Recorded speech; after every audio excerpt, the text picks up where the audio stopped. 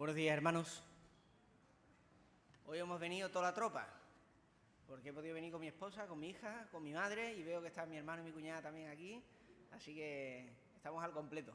A ver si tenemos ocasión de poder conversar un poquito después, saludarnos.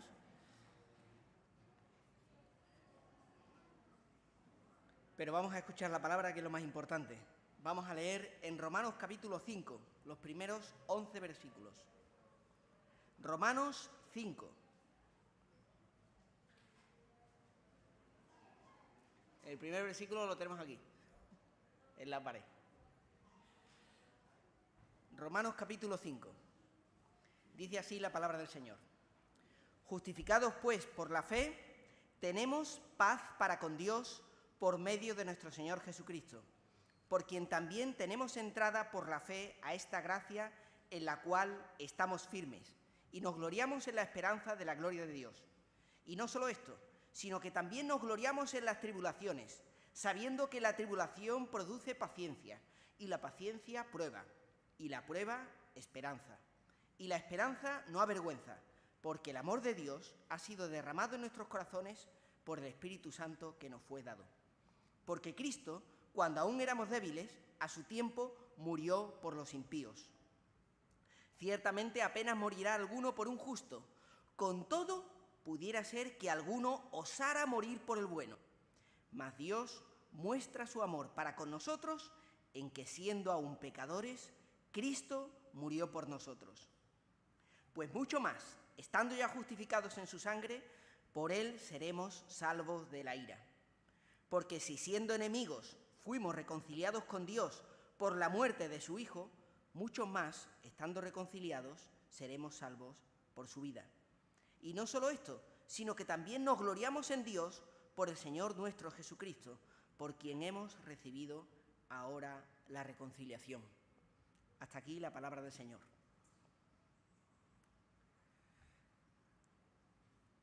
Hace poco se producía la efemérides, el aniversario, por decirlo así, de un acontecimiento un tanto desagradable.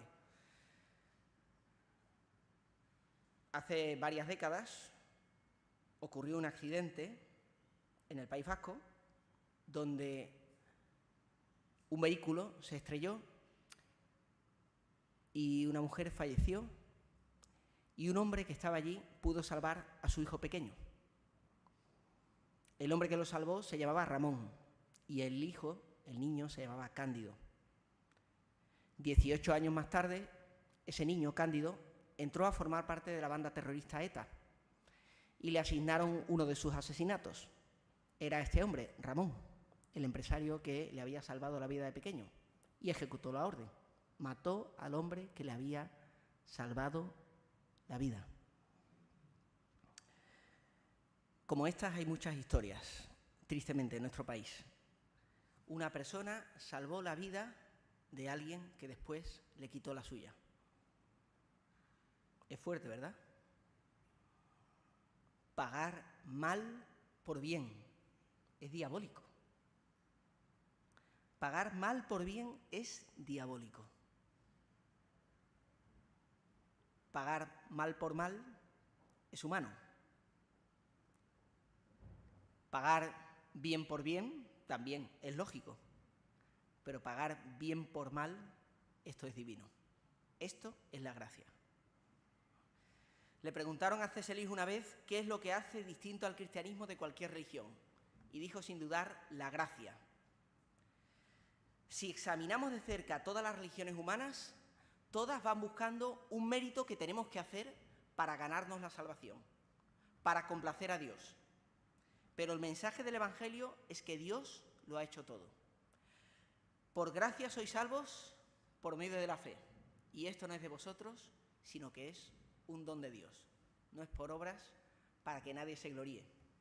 Leía también una frase de Moody que decía: me alegro de que la salvación sea por gracia, porque no tengo ganas de llegar a la eternidad y escuchar a todo el mundo presumir de cómo llegaron hasta ahí, ¿verdad? Algunos piensan que nos ganamos el cielo. El otro día estaba traduciendo para un evangelista y una de las personas que asistía, un hombre que se ve que ha estado en distintas sectas, decía: pero tendremos que hacer algo, tendremos que hacer algún bien. ¿Cómo es esto? de que solamente creer en Jesús es lo que nos salva. Y es que el concepto de la gracia choca contra nuestra mentalidad humana, ¿verdad? Pero yo quiero hablaros de tres tipos, o de tres niveles en los cuales se puede manifestar la gracia del Señor. Primeramente, la gracia que necesitamos en el día a día. Todos necesitamos gracia. Leía también de Elizabeth Elliot que comentaba: el matrimonio es el compromiso a largo plazo entre dos pecadores y no puede sobrevivir sin perdón.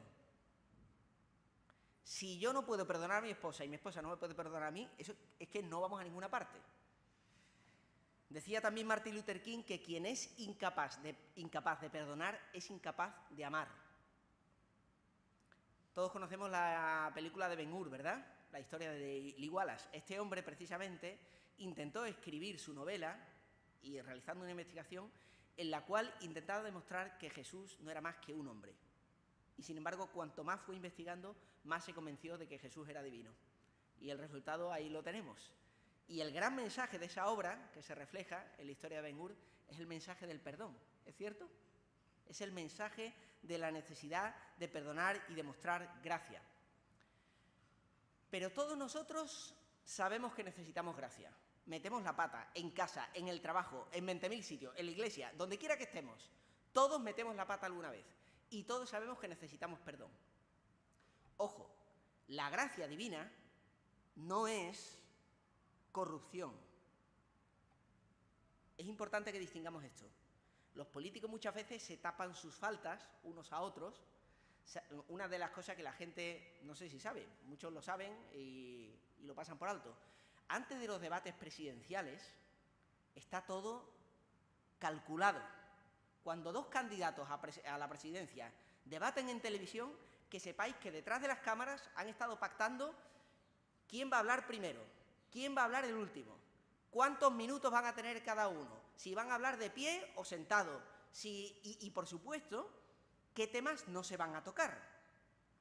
Recuerdo hace años cuando Aznar estaba comentando en la campaña contra Felipe González, y sacó Felipe González diciendo que esta gente van a poner en peligro las pensiones. Y Aznar dice, prometió que no lo iba a tocar. Ese era uno de los pactos que tenían de silencio. Yo no toco el caso Naseiro, tú no tocas el caso de las pensiones y este tema no se habla, pactos de silencio. Esto no es gracia, esto es corrupción. Esto es, yo te tapo a ti para que tú me tapes a mí.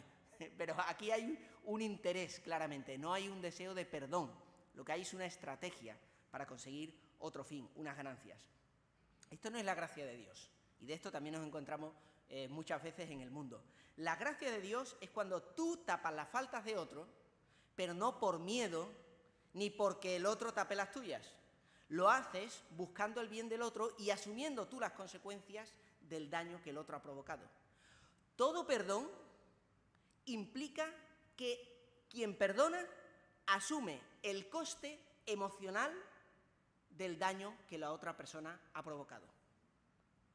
Cuando las víctimas de un asesino deciden perdonarle, eso significa que ellos están asumiendo ese coste. Cuando una víctima renuncia a la venganza, significa que está asumiendo ese coste, ese daño que ha recibido y esa herida emocional. Por lo tanto, esto es la gracia. Yo asumo el coste, pero siempre hay un coste que pagar. El cristianismo nos enseña que Jesús pagó el precio de nuestro perdón. Las religiones antiguas, muchas veces queriendo expiar sus pecados, ofrecían sacrificios a la divinidad. Estaban equivocados en la manera en que estaban buscando el perdón de la divinidad.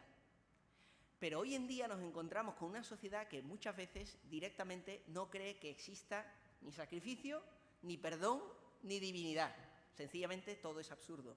Todo es lo que ocurre materialmente. Bueno, esto nos va deshumanizando cada vez más. Y de hecho en nuestra cultura la misericordia cada vez más brilla por su ausencia. No hay más que asomarse a las redes sociales y conocer un poquito lo que es la cultura de la cancelación cuando a alguien se le quiere crucificar en sentido metafórico y acabar con esa persona. Ya no importa lo que diga, vamos, si dice 2 más 2 son 4, si lo ha dicho este, no vale. porque lo ha dicho esta persona. Esta es la idea, ¿no? Una cultura cada vez más falta de misericordia. Estamos volviendo en un sentido al pasado pagano, como dice también este historiador Tom Holland. Dice, el cristianismo trajo unos conceptos de misericordia, de perdón, que no existían en la antigüedad. Pero conforme la cultura se va alejando cada vez más del cristianismo, vemos cada vez más crueldad y más falta de misericordia en muchos ámbitos. Pero lo que nos enseña la palabra del Señor es que, por una parte, hay algo que sí captaron bien los paganos antiguos, y es que existe la necesidad de una expiación. Las cosas no pasan y ya está.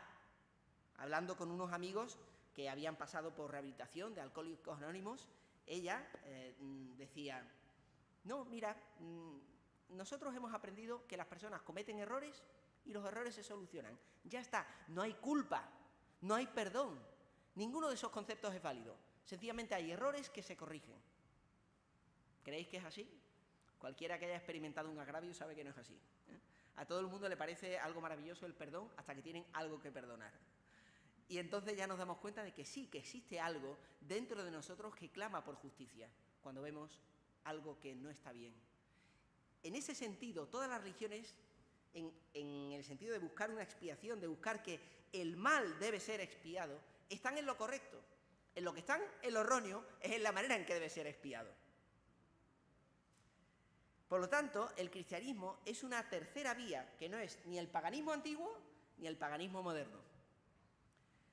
Cuando los cristianos decimos que Dios nos perdona gratuitamente, es porque alguien más ha pagado el precio. Por lo tanto, la idea de que Dios castiga el mal y recompensa el bien queda incólume. De la misma manera que el hecho de que este móvil no esté cayendo al suelo no significa que la ley de la gravedad no existe, sino que hay otra ley superior, que es la fuerza de mis músculos que lo está sosteniendo, impidiendo que caiga al suelo. De la misma forma, la gracia de Dios no anula la ley de que el bien es recompensado y el mal es castigado. Pero hay una ley superior, que es la gracia de Dios interviniendo para que esa justicia no nos barra a nosotros por medio. Ahora bien, en la vida diaria, he dicho, todos mostramos gracia, pero hay otro nivel. ¿Qué ocurre cuando el agravio es tremendamente grande? Cuando ya no es, oye, que dije algo que no debía decir, perdóname, oye, que me equivoqué, hubo un malentendido. Esas son cosas que más o menos podemos lidiar en nuestra vida diaria. Hay una película que se llama, en español se tituló Olvídate de mí. No sé si conocéis. En inglés era Eternal Sunshine for the Spotless Mind, o sea, una cita de Alexander Pope, la idea de siempre brilla el sol para la mente que está en babia, que no tiene ni idea, ¿no? Esta es un poco la idea. Y de lo que va, voy a hacer spoiler, pero bueno, si a esta altura no lo habéis visto, tiene bastantes años ya. De lo que va es que precisamente hay dos personas que se conocen y se enamoran en un futuro próximo. Pero en este futuro próximo existen agencias que te pueden borrar la memoria, porque quieres olvidar un desamor, algo del pasado y tal. Y lo que ocurre es que estas personas se conocen, se enamoran y descubren que ya se conocían y se habían sometido a un tratamiento de olvido. Y descubren que habían tenido ya una relación en la cual se habían hecho daño. Algo había ocurrido y habían tomado caminos diferentes. Y al final deciden, bueno, está bien, vamos a intentarlo, vamos a perdonarnos. Este, en muchos aspectos, es un concepto del amor que tienen muchas personas de este mundo. A veces pensamos que el mundo no tiene idea de lo que es el amor. No es verdad. En la cultura, en todo lo que el mundo hace a nuestro alrededor, hay un hermano que dice, tenemos que detectar los destellos de gracia y la idolatría. En todas las obras que hay en el mundo, en los libros, las películas, todo, se manifiesta nuevamente algo de gracia y algo de idolatría. La idolatría muchas veces es que justamente convertimos el amor, la relación con otra persona, en el sumum, el objetivo último de la vida. Cualquiera que lleve en una relación largo tiempo se dará cuenta de que los ídolos acaban cayendo. Pero hay un destello de gracia en esta historia. esa idea de decir vamos a perdonar, vamos a olvidar el pasado y vamos a dar una oportunidad al amor. Sin embargo, ahí no acaba la historia. Bueno, para la película sí, pero para nosotros no. Sabemos que hay momentos donde el daño puede ser irreparable, donde no basta con decir está bien, donde hay un dolor tremendo. ¿Y qué hacemos en ese caso? ¿Qué pasa cuando ya no es meramente los pequeños errores de la vida cotidiana? ¿Se puede perdonar esto? ¿Se puede perdonar a quien ha matado a tu familia? ¿Conocéis la película El final del espíritu? Mala traducción de The End of the Spear, que es el título en inglés, la punta de lanza. Está basada en la historia real, si habéis leído el libro Puertas de Esplendor de Elizabeth Elliot, en la historia real de estos misioneros que fueron a los Aucas, a los Guarani, y que fueron asesinados por ellos. Y finalmente sus hijos, sus mujeres y sus hijos deciden continuar con la misión. Y finalmente varios de ellos, no todos, conocen el Evangelio y conocen a Cristo. Al final de la película puede verse a las personas reales, al hijo de uno de los misioneros, de Nate Saint, y con Minkayani, con uno de los hombres que asesinaron a su padre, y ahí están juntos.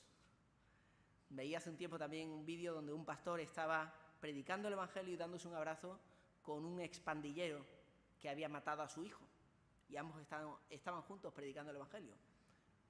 Puede haber perdón cuando la falta ya es más grande de lo que podemos asumir en una vida cotidiana, cuando ya no es, bueno, cariño, dije algo que no debía, perdóname.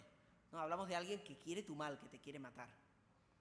Los seres humanos perdonamos en base a la gravedad de la ofensa. Si lo que me han hecho no es demasiado grave, digo, vale, te perdono. Pero si lo que me han hecho es muy grave, aunque vengas de rodillas arrepentido, no te puedo perdonar. Pero sabéis, Dios no es así. Dios no perdona en base a la gravedad de nuestra ofensa.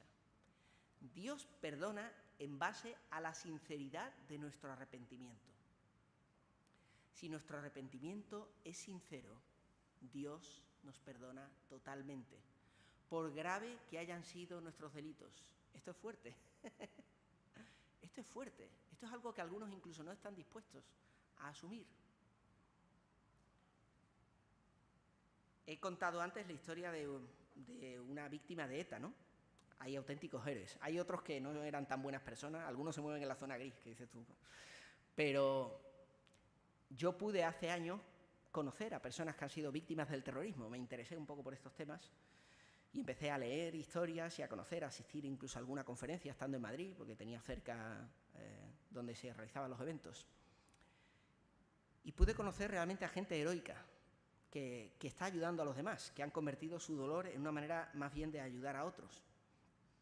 Pero también he conocido personas que están llenas de resentimiento.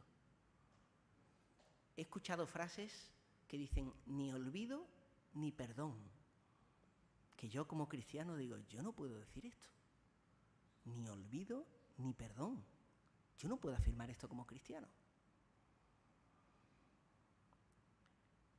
Puede parecer muy fuerte lo que voy a decir, pero podemos acabar peor siendo víctimas que siendo verdugos.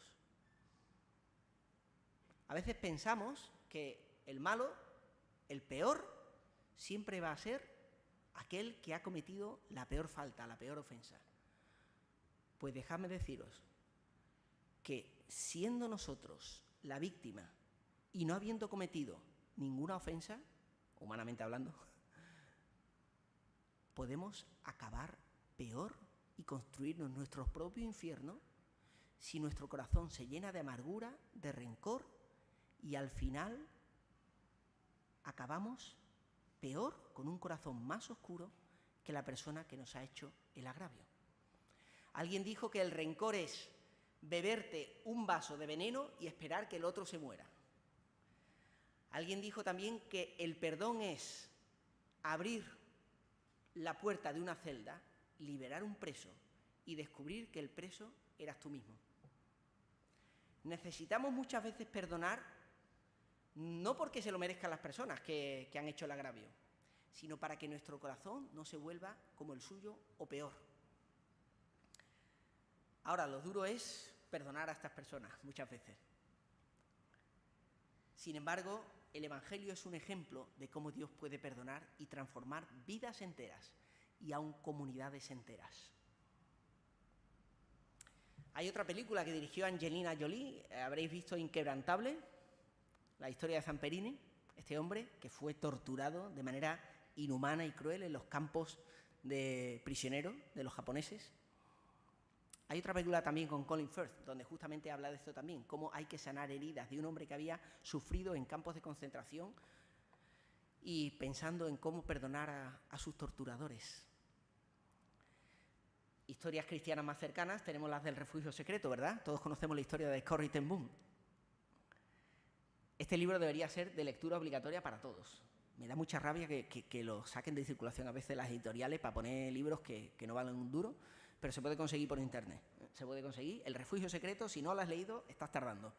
La historia auténtica de esta hermana, de cómo ayudaron a judíos a sobrevivir en medio de la persecución de los nazis, cómo cuando los atraparon tuvieron que sufrir en los campos de concentración, y la historia que viene después. La historia que viene después es interesante, porque Corrie ten Boom, el Señor la llamó justamente a predicar el Evangelio y a hablar cómo el amor de Dios es lo bastante profundo como para sacarnos del pozo de dolor más profundo en el que podamos estar. Y esto fue el legado que le dejó su hermana antes de morir, antes de partir con el Señor. Le dijo: Corrie, el Señor nos tiene aquí para que podamos mostrar el amor de Dios y demostrar que no hay lugar que sea demasiado profundo donde su amor no pueda alcanzarnos. Y así fue. Ella sobrevivió y pudo dar testimonio de que el amor de Dios estuvo con ella en todo momento. Pero el amor de Dios también le mostró algo, que la misericordia no debía mostrarse solamente a las víctimas, a los judíos que sufrieron bajo los nazis, sino también a aquellos que habían cometido el pecado. Y justamente al terminar una conferencia, un hombre se le acercó y le dijo: no sabe cuánto bien me han hecho sus palabras, porque yo fui colaborador también en el régimen nazi. El Señor ha cambiado mi vida y me alegra saber que puedo llamarla a mi hermana y puedo contar con su perdón. Y le extendió la mano. Y Corrie ten Boom cuenta que no podía mover la mano. Le costaba extender el brazo. Estaba ante una de las personas que había hecho sufrir a su padre, que había acabado con su vida, con la de su hermana. Y pensó: esto por aquí no. Pero entonces se acordó de las palabras del Señor Jesús: si vosotros no perdonáis a otros sus ofensas, tampoco mi Padre Celestial os perdonará a vosotros vuestras ofensas. ¿Cómo puedo yo no perdonar si Dios me perdona a mí todo? Extendió su mano y estrechó la mano de aquel antiguo colaborador nazi, ahora su hermano en Cristo. Y cuenta ella que sintió el perdón y el calor del amor del Señor. En su libro Gracia Divina versus Condena Humana, Philip Yancey cuenta la conversación de dos cristianos y decía: resúmeme el Evangelio en una frase. Dice: pues que Dios nos ama a todos, a pesar de que somos todos unos bastardos. Somos todos unos hijos de la Gran Bretaña, por decirlo de manera suave. Pero Dios nos ha amado a pesar de lo que somos. Y este hombre precisamente estaba colaborando con víctimas del nazismo y de la Segunda Guerra Mundial.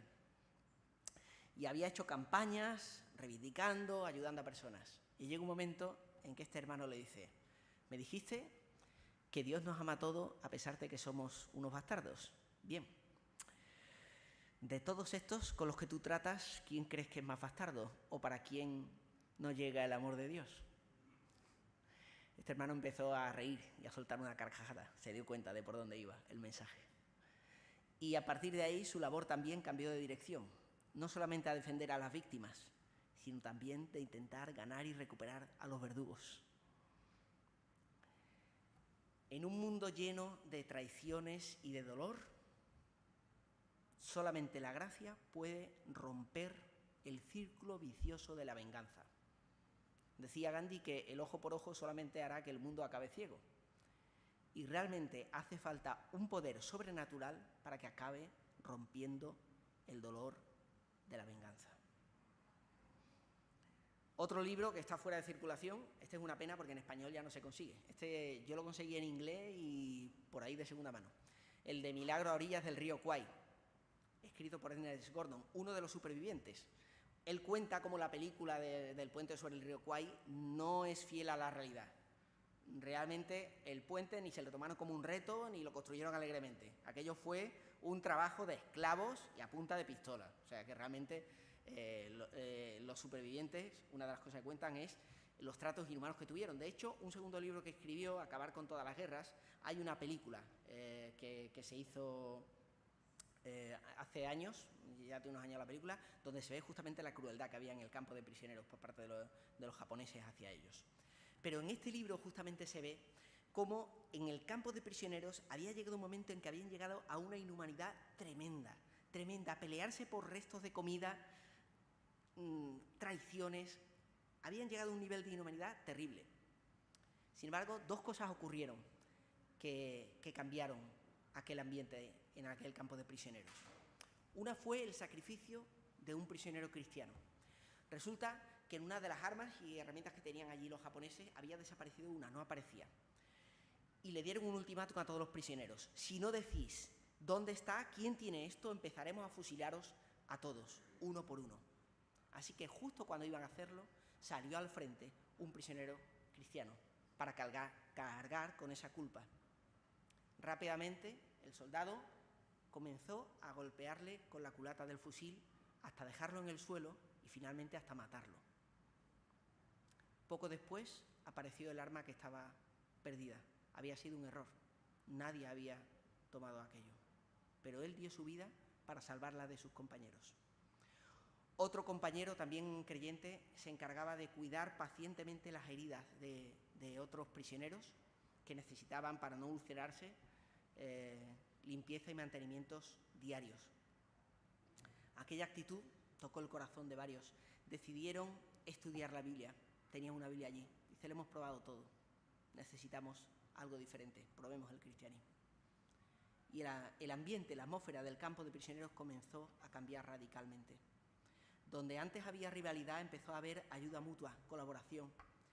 Muchos de ellos conocieron el Evangelio y, de hecho, muchos después tomaron profesiones vocacionales de médicos, maestros, misioneros, ayudar a otros, entre ellos Ernest Gordon, que es el que escribe este libro. De verdad que os lo recomiendo. Otro caso que se desconoce mucho, a pesar de que también hay películas e historias escritas al respecto, fue el del motín de la Bounty. Este barco, hay varias versiones, una antigua con Marlon Brando, hay otra con Mel Gibson y Anthony Hopkins, el motín de la Bounty. Para mí esa es de las mejores, hay varias. Pero cuenta justamente cómo se sublevaron varios de los marineros y se quedaron en una de las islas de la Polinesia, y allí expulsaron a los capitanes y ellos se quedaron a vivir. Lo que no cuentan estas películas, y lo que sí ocurrió realmente históricamente, es que después estas personas cayeron en desórdenes, orgías, borracheras, violaciones. Aquello era Sodoma y Gomorra, no, lo siguiente. O sea, aquello era un caos. Y justamente con una Biblia que encontraron que había quedado, decidieron empezar a leerla. Y aquello transformó aquella comunidad de desertores que se había formado en aquellas islas. Los transformó a ellos y también en las relaciones que habían entablado con las mujeres allí y a los niños a los que criaban.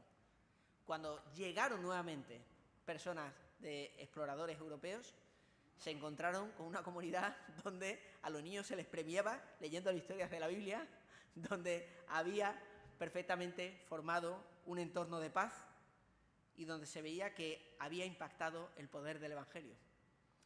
La palabra del Señor tiene poder para transformar no solamente corazones, sino comunidades enteras. El poder de la gracia puede restablecer las relaciones y cambiar totalmente el corazón del ser humano por el Espíritu Santo. Y esto, hermanos, es la base del Evangelio.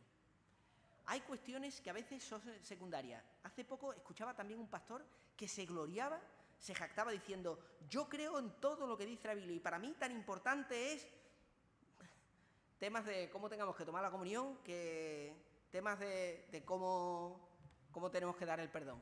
Y yo pensaba, que me perdonen, pero esto no honra la palabra del Señor. Decir que es igual de importante un tema secundario como un tema principal, ¿sabéis cómo llama eso Jesús? Colar el mosquito y tragar el camello. Misericordia quiero y no sacrificio. Y conocimiento de Dios más que holocaustos. Por supuesto, podemos tener nuestra opinión, yo tengo mi opinión, acerca del milenio, de la organización de la Iglesia, de montones de cosas doctrinales en los que podemos hablar. Pero en el campo de batalla yo no me pongo a hablar con un soldado de cómo cepillarse los dientes. Si se está desangrando hay que hacerle un torniquete. Hermanos, vivimos en un mundo que se desangra. La gracia es el centro del Evangelio. Es la parte más importante del Evangelio. Es lo que tenemos que predicar con nuestras palabras y con nuestros hechos. Esto es la base del Evangelio. Y todo lo demás palidece frente a la importancia de esto.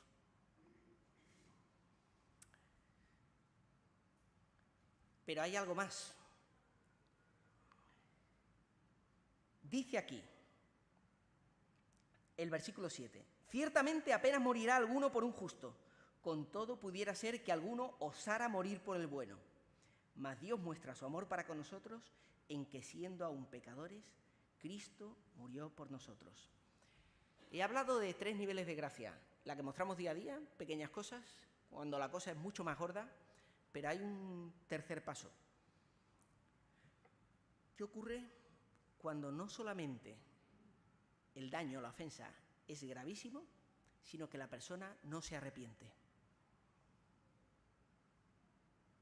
¿Qué hacemos? ¿Puede haber perdón ahí? Pues Cristo nos perdonó cuando nosotros todavía no nos habíamos arrepentido. No esperó a que nosotros nos arrepintiésemos para morir en la cruz. Cierto es, no hay que confundir perdón con restauración. Dos no bailan si uno no quiere. Así como dos no pelean si uno no quiere, dos no bailan si uno no quiere. Es posible que no podamos restaurar la relación con todas las personas. Hay un versículo que es liberador en Romanos 13. En lo que dependa de vosotros, estad en paz con todos los hombres. Gracias a Dios por la primera parte y por la segunda de la frase. En lo que dependa de vosotros, estad en paz con todos los hombres. Mira, David perdonó a Saúl. Le perdonó la vida 2 veces. ¿Dejó Saúl de perseguir a David? A veces, pero luego volvía a las andadas. Mamá, papá, ¿qué pasó? Podemos contar historias, ¿verdad? Perdonar no significa dejar que el otro me acuchille, me apuñale. O sea, si alguien quiere violar a mi esposa, yo no la voy a invitar a pasar la noche en mi casa. Vamos a ver, no confundamos el perdón, como digo, no hay que confundirlo con corrupción ni con restauración. Hay veces que no podemos restaurar una relación, pero, hermanos, por nuestra parte, que no quede. Por nuestra parte, que no quede. El perdón, la mano siempre debe estar extendida. Ahora bien, cuando hay un daño, cuando hay una amenaza, eso sí justifica tomar medidas para prevenir un daño mayor, lógicamente. Incluso a veces tenemos que tomar caminos separados con otras personas. Le pasó hasta a Pablo y Bernabé, vamos, si le pasó a Pablo y Bernabé, no nos va a pasar a nosotros. A veces se dice, no, es que los evangélicos ustedes estáis muy divididos. Mirad, a veces tomar caminos diferentes es la mayor misericordia que le puedes mostrar a una persona. Porque la otra opción de tomar caminos juntos es estar acuchillándonos todo el día. El fruto de la libertad, inevitablemente, es la separación. O sea, esto es así. Si yo no te puedo obligar a pensar como yo y tú no quieres caminar a mi lado, tú puedes tomar otro camino. A libertad fuimos llamados y ancha es Castilla. O sea, esto es así. No confundamos perdón con restauración. El perdón es cosa de uno, la restauración es cosa de dos. Pero nosotros somos llamados a buscar el perdón y, en la medida de lo posible, buscar también la restauración. A veces, como digo, puede no ser de inmediato, a veces hay cosas que pueden requerir un tiempo de procesar. Pero en nuestro corazón debe estar el perdón. En nuestro corazón debe estar el orar por el otro. ¿Qué enseñó el Señor Jesús? Si amáis a los que os aman, ¿qué mérito tenéis? ¿Qué hacéis de más? A veces pensamos que solo los cristianos hacen el bien, ¿no? ¿Sabéis que todo el mundo se dedica a hacer buenas obras? Leí hace poco, Al Capone dio de desayunar a mucha gente en la época del hambre, en Chicago. Y dio de comer a muchísimas personas. Y si habéis visto también la película American Gangster, con Denzel Washington, no autorizaba a todo el público, pero veréis que el gángster hacía mucho bien y obras sociales, se dedicaba a ayudar a otros. Esto no es lo que caracteriza al cristianismo. El bien lo pueden hacer muchas personas, y si leéis las historias griegas, las tragedias, también hay casos de amor y de lealtad que te quitas el sombrero. Pero esto no es lo que distingue el Evangelio. Lo que hacemos de más es lo que distingue el Evangelio. La gracia hacia el culpable, hacia el impío que no se lo merece, esto es lo que distingue el Evangelio. Esto es lo sobrenatural, que humanamente no encaja en la mente de nadie.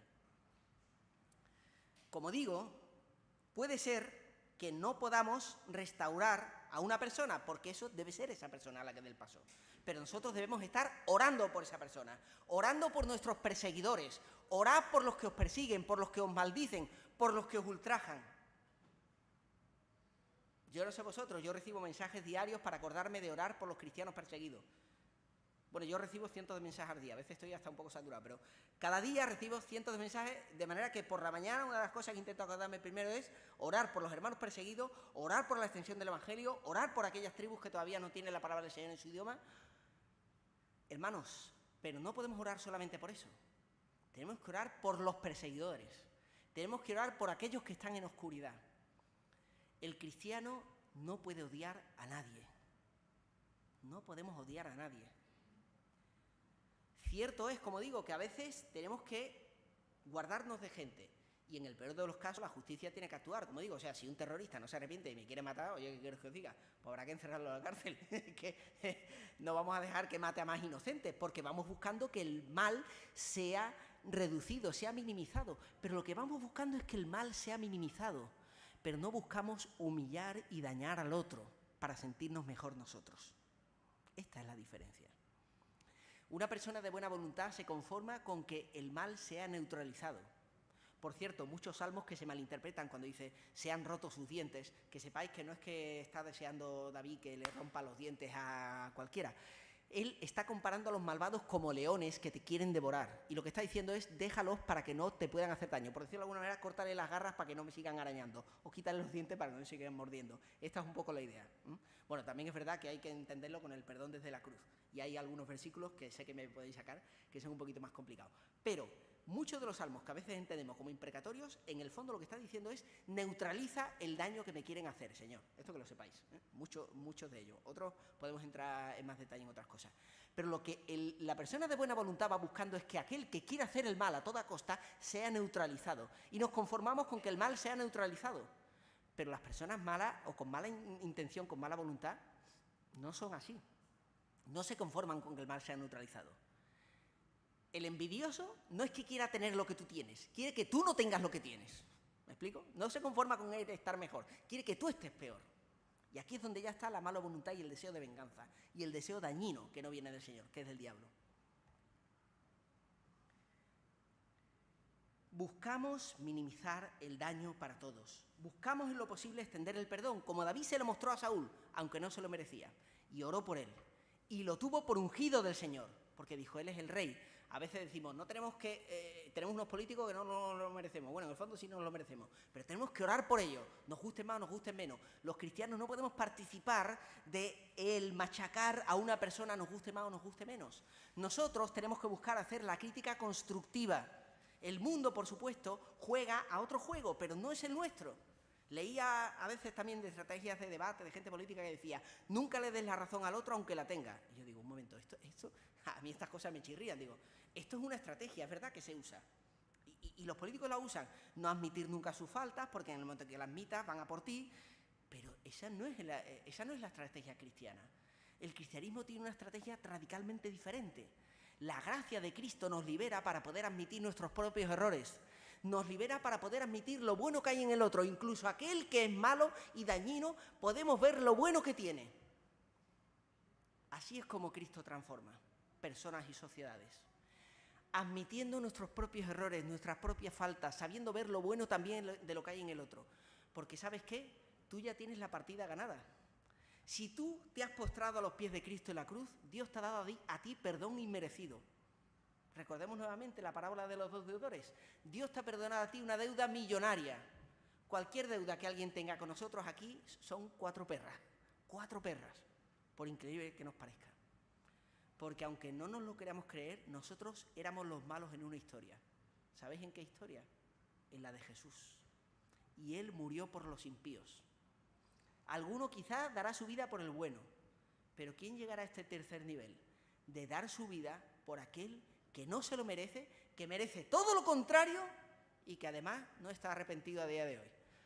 ¿Quién es capaz de hacer esto sino el Señor? Esto es algo sobrenatural. Solamente el Señor hace eso.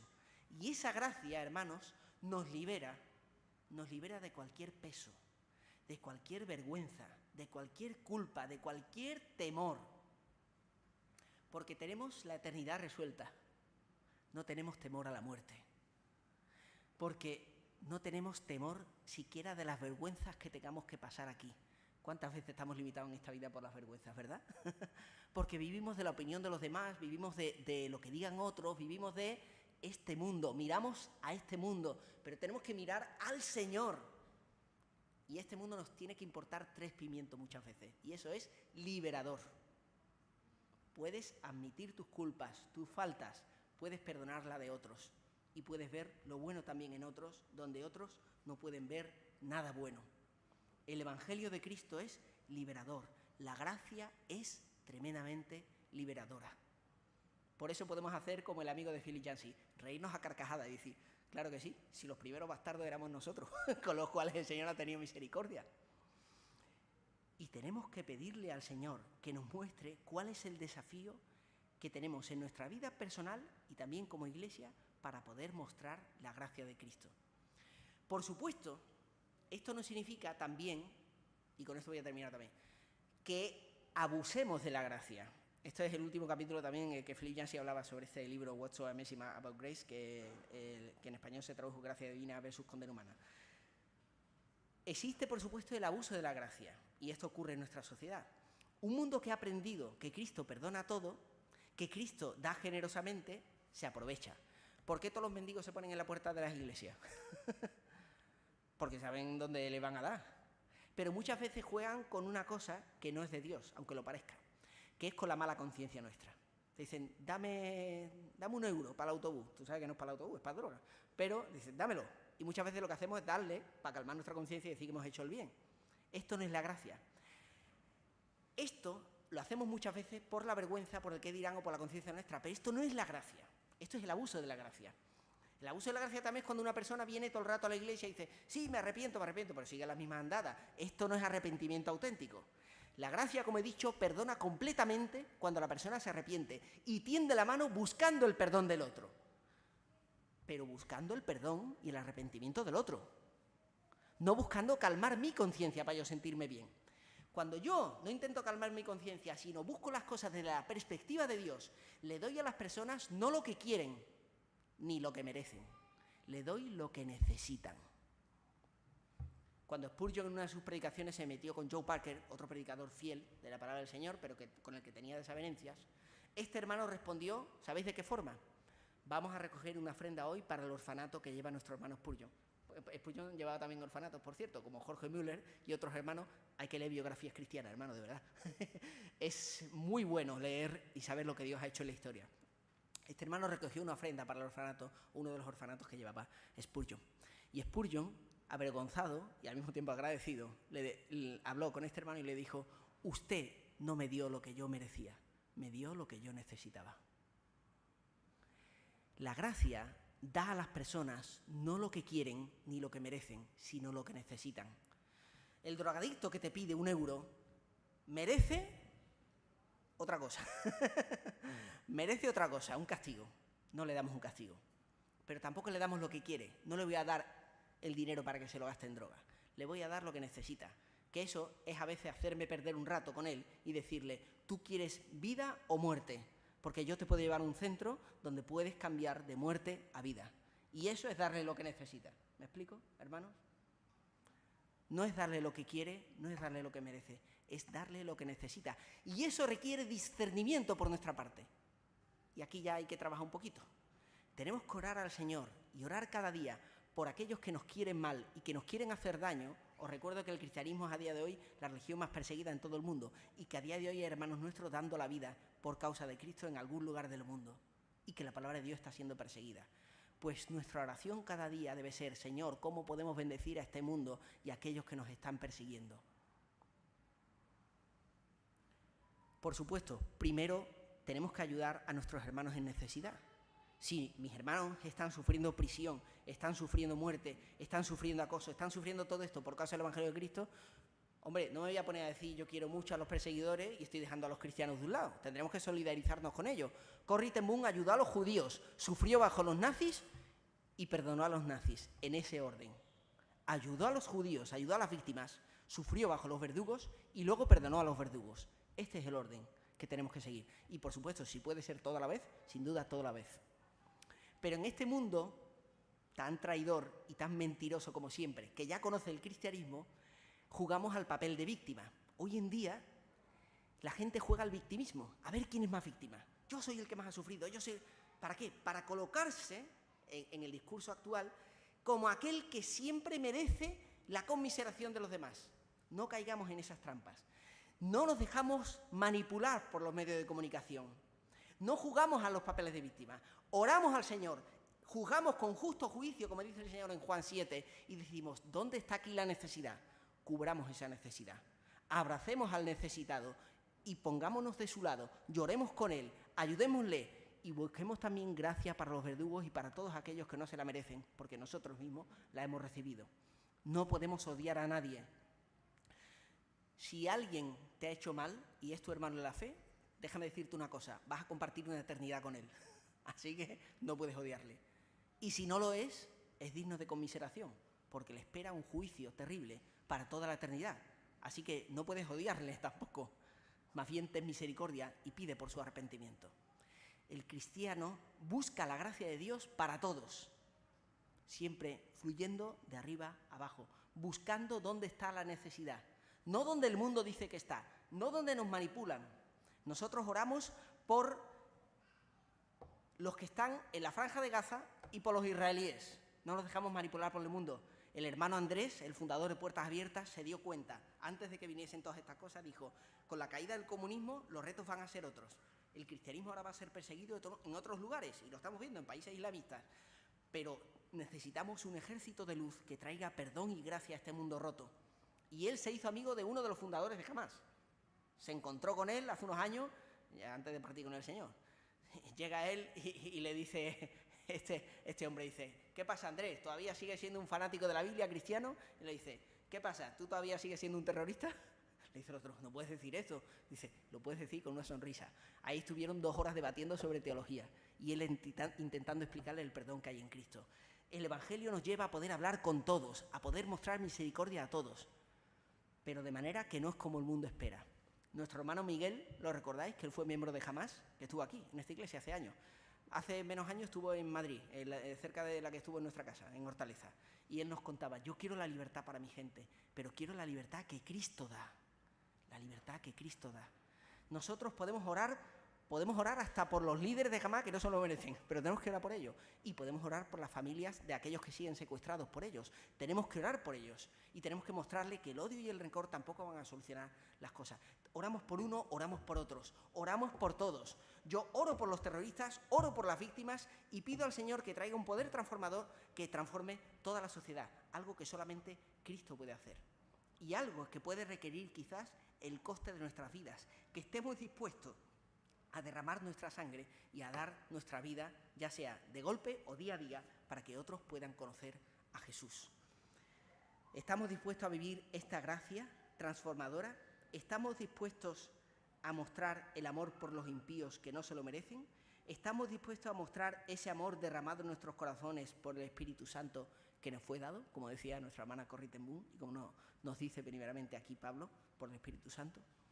Que el Señor nos ayude a mostrar gracia en nuestra vida cotidiana, que el Señor en su misericordia quiera quizás transformar nuestra vida, nuestra familia, nuestros barrios, o quizás no, pero que descansemos en su poder para que Él haga lo que Él estime oportuno. Que el Señor os bendiga.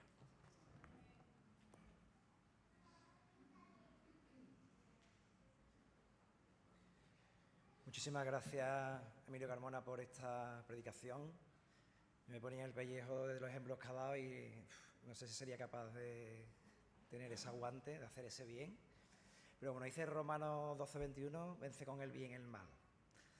Entonces nada, la gracia es un regalo, no podemos hacer nada, o lo cogemos o nada, ¿no? Pero no, por nuestros medios no podemos hacer nada. Así que despedamos con una oración en este culto. Señor, muchísimas gracias porque en esta mañana tú has estado aquí presente.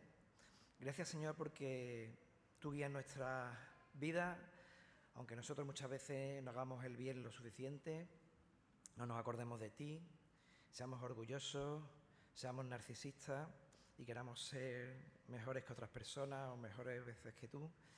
Señor, danos humildad para que podamos estar cerca de ti, Señor. Tú eres gracia. Nosotros no podemos hacer nada, solamente seguir tu camino y darte las gracias. Por eso, Señor, queremos que hasta que tú nos vuelvas a reunir aquí, que tú nos protejas, que tú nos ayudes y sobre todo, Señor, que nuestros compañeros ahí fuera de trabajo, de estudio, vecinos, los que nos rodean, Señor, que vean que hay algo diferente a nosotros. No que seamos mejores que ellos, pero sí que hemos seguido un camino, y el camino de la verdad, el camino de la gracia, y que puedan llegar a ti, Señor. Todo esto te lo pedimos